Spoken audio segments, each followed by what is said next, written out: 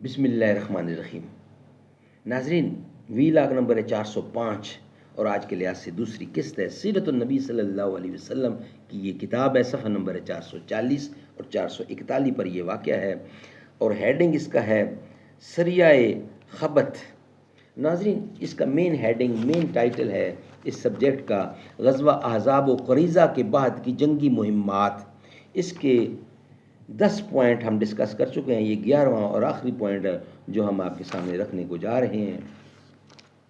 ناظرین، اس کتاب کے رائٹر ہیں حضرت مولانا صفی الرحمان مبارک پوری رحمۃ اللہ علیہ، اور اس کتاب کا ٹائٹل ہے، ہیڈنگ ہے، نام ہے، تعارف ہے الرحیق المختوم، سیرت النبی صلی اللہ علیہ وسلم پر دنیا بھر میں اول انعام یافتہ یہ کتاب ہے جو ہم آپ کے سامنے رکھ رہے ہیں۔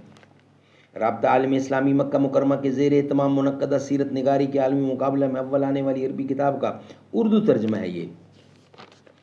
یسقون من رحیق مختوم قال قال اللہ تعالی، یسقون من رحیق مختوم، یہ لوگ سرے بمہر شراب پلائے جائیں گے۔ قال قال اللہ تعالی وَإِن تُطِيعُوهُ تَهْتَدُوا، اور اگر اس کی فرما برداری کرو گے تو راہ پاؤ گے۔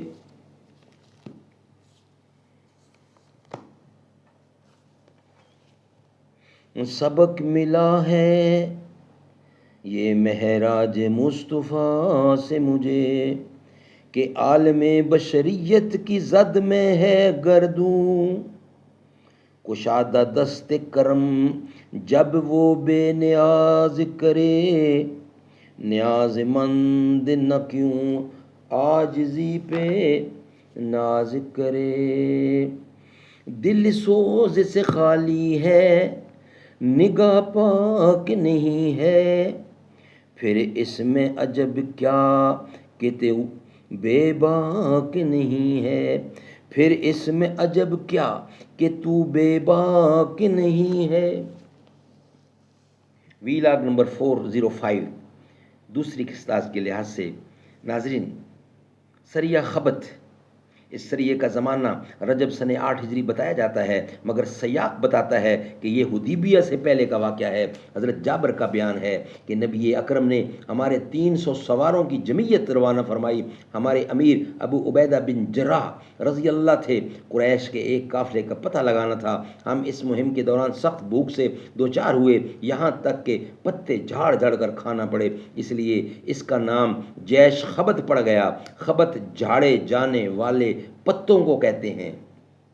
آخر ایک آدمی نے 3 اونٹ ذبح کیے، پھر 3 اونٹ ذبح کیے، پھر 3 اونٹ ذبح کیے، لیکن اس کے بعد ابو عبیدہ نے اسے منع کر دیا۔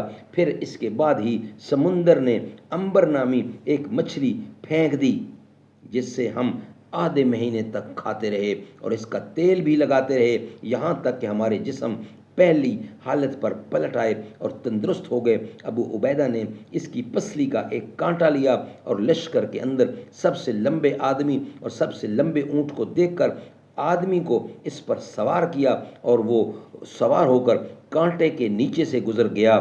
ہم نے اس کے گوشت کے کچھ ٹکڑے توشہ کے طور پر رکھ لیے، اور جب وہ مدینہ پہنچے تو رسول اللہ کی خدمت میں حاضر ہو کر اس کا تذکرہ کیا۔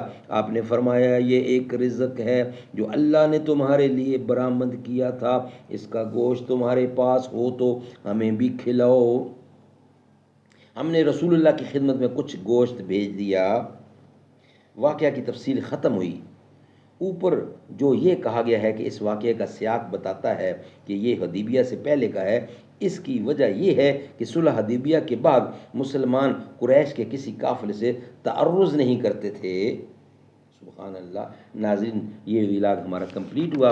ہمارا جو نیکسٹ ویلاگ ہوگا انشاءاللہ اس کا نام ہوگا غزوہ بنی مستلق یا غزوہ مریسی سن 5 یا سن 6 ہجری، وہ ہم آپ کے سامنے رکھیں گے کل۔ آج یہ دونوں ویلاگ سے یہ چیپٹر بھی کمپلیٹ ہوا اور یہ ویلاگ بھی مکمل ہوا۔ میرے رب کی مجھ پہ عنایت ہوئی، کہوں بھی تو کیسے عبادت ہوئی، حقیقت ہوئی جیسے مجھ پر عیاں، قلم بن گیا ہے خدا کی زبان، مخاطب ہے بندے سے پروردگار، تو حسن چمن تو ہی رنگ بہار، تو ہی میرا فن، تو ہی فن کا سنگار، مصور ہوں میں تو میرا شاہکار، یہ صبح یہ شام یہ دن اور رات، یہ رنگین دلکش حسین کائنات، یہ حور و ملائکہ و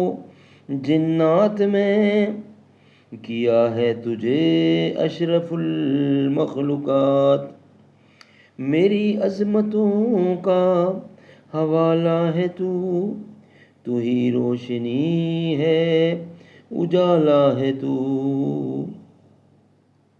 میرے رب کی مجھ پہ عنایت ہوئی، کہوں بھی تو کیسے عبادت ہوئی۔